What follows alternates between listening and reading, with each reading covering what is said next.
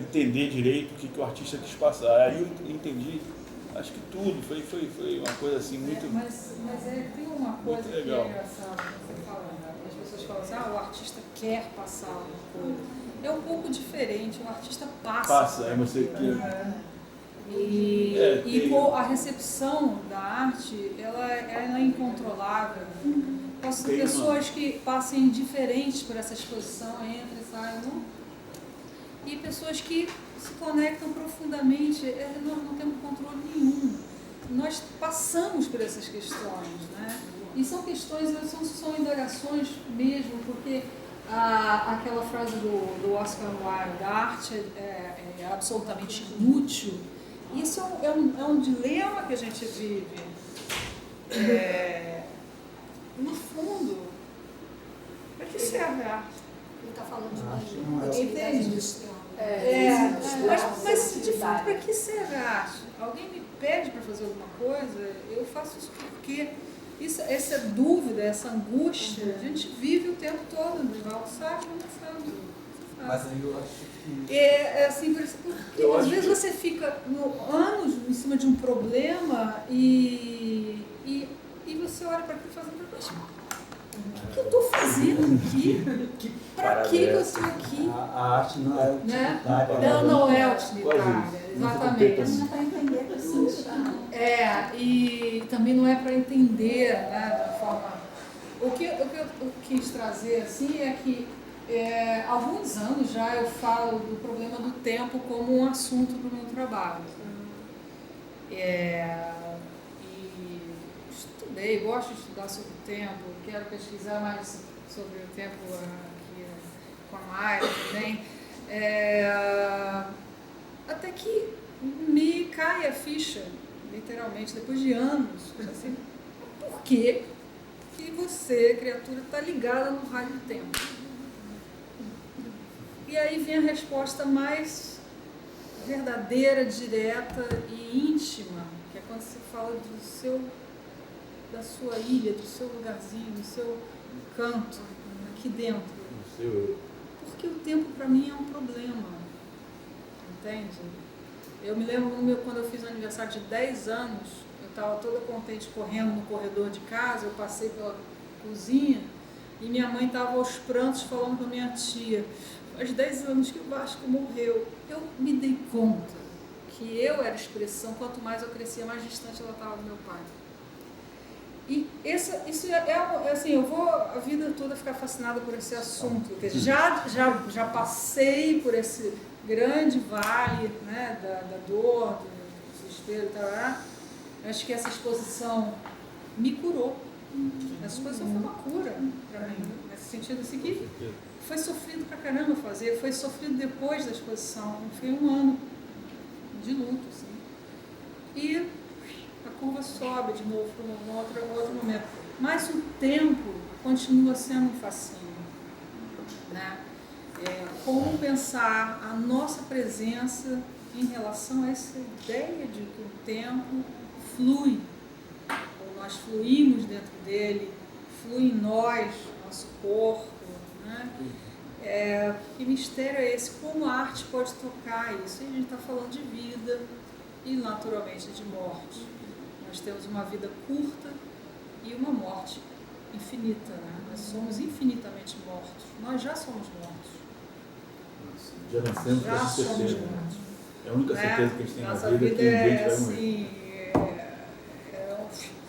Perto de um tempo cosmológico, é absolutamente nada. Nós somos infinitamente mortos e brevemente vivos. Então, esse brevemente vivo e a relação com o infinito me interessa muito agora pensar no trabalho. Né? A partir disso... Eu não sei se tem a ver, Suzana, mas assim, nessa dualidade que por algum tempo também fez parte de mim,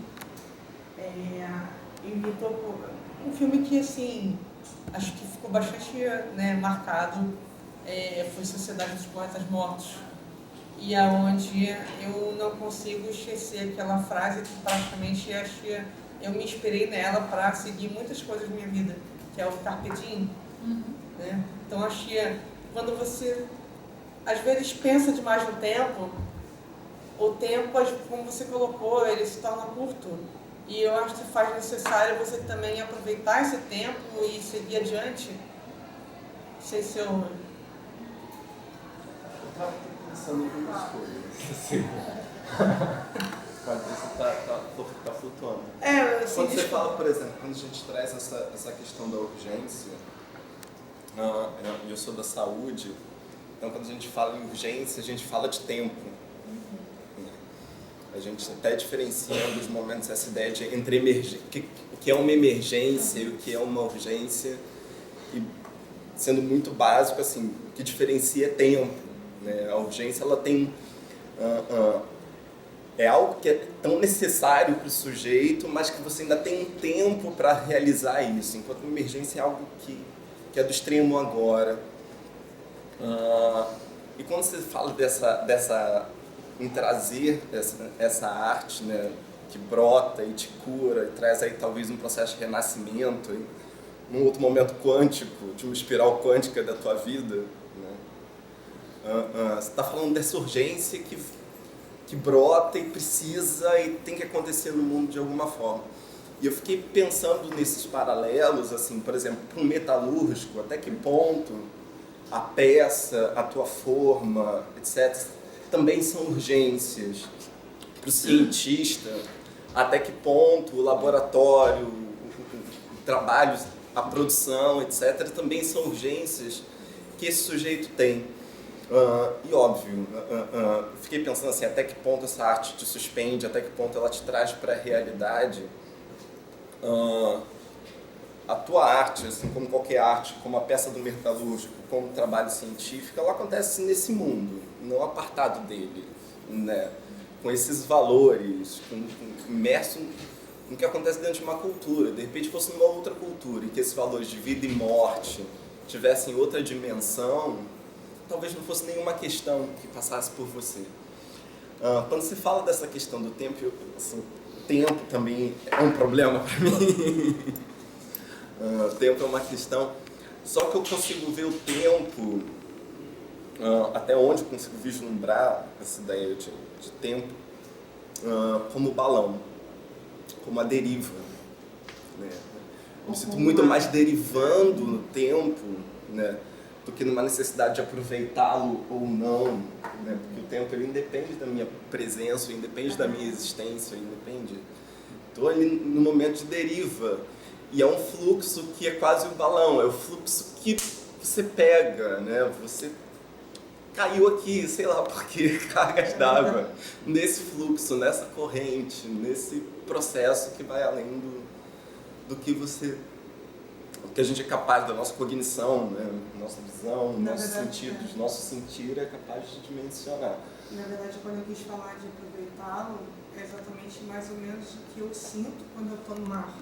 Por exemplo, você tem a onda, você não tem aquela coisa assim, aquilo que está no estático, né?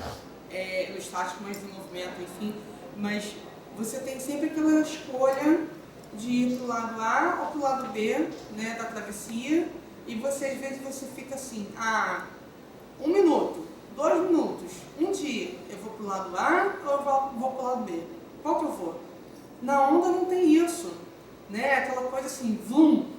Ou você dropa a onda, você pega a onda, sente a onda, ou você leva aquele caldo todo, bebe água, enfim, e não tem tempo. Então é tudo muito rápido. Você está na deriva. Você entrou no mar, você está na deriva. Não, exatamente. Tem algo que independe de você, que é o próprio funcionamento do mar. Não, exatamente. Gente, vou precisar dar uma notícia muito chata. A gente vai ter que ficar dentro desse ano. Essa deriva estava tão boa. A deriva do tempo estava tão boa. Estava no balão da Suzana. Posso falar uma coisinha com a Suzana?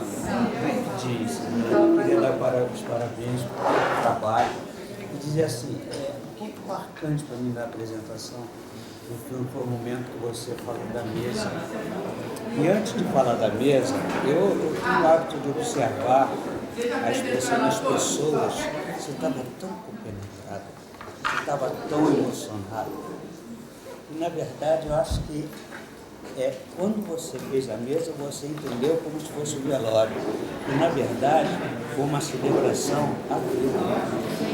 Eu acho que é isso, sabe? E juntando ciência à arte, a gente vai fazer um trabalho que junta essa forma das pessoas se emocionarem com a arte vendo isso. Como é que a gente vai fazer isso?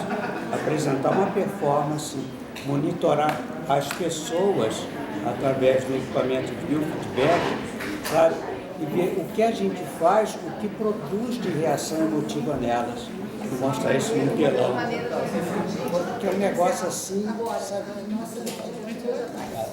Parabéns. Eu queria agradecer a presença de todos, mais uma vez agradecer esse espaço, a professora Heloísa Buarque de Holanda, PAC, Universidade das Quebradas, agradecer aos quebradeiros que estão aqui e convidá-los a participar das outras edições do Interface Experiência. Muito obrigada.